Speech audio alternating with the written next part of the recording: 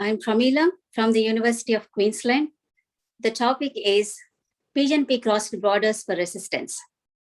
In the current scenario, someone crossing the borders is highly offensive. Why did Pigeonpea do that? Let me tell you. Pigeonpea is a highly nutritious grain legume cultivated in India. It is known as Indian dal around the world. If you go to any Indian restaurant and ask for dal, you will get it. This pigeonpea is highly damaged by a pest called Helicoverpa armigira, a pod borer.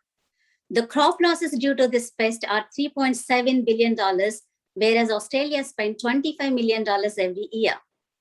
Not only pigeonpea, the other crops like potato, tomato, cotton, sorghum are highly damaged by this pest, and this pest gets resistance from nowhere in no time. That is why identifying the novel sources of resistance is essential, for which Pigeonpea had to cross the borders and come to Australia to meet the wild relatives for which I am helping.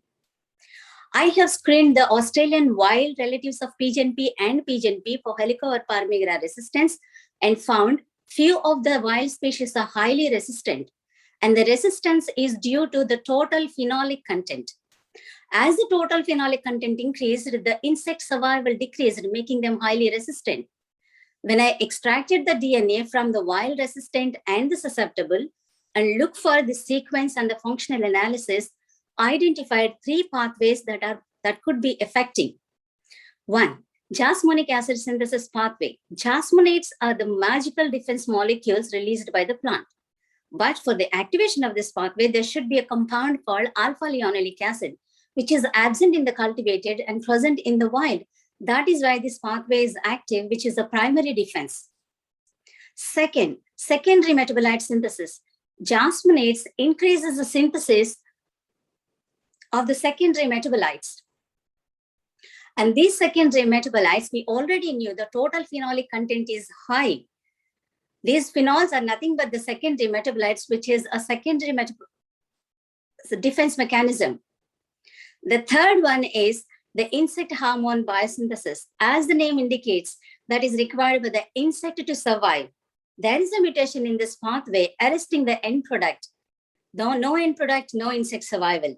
Now we know what are the species that are resistant and why are they resistant. We can transfer these resistant component into pigeonpea and make it happy. But how my research is going to help Australia is the question. Australia is a tropical country. Remember, pigeonpea is highly drought tolerant, can be grown in marginal lands with less inputs. Why can't this be a preferable summer legume to the Australian grain industry? I don't see any reason to say no. We are the top producers for chickpea. Why not for pigeonpea? Let's hope for the best. Things go forward in favor of pigeonpea. Thank you.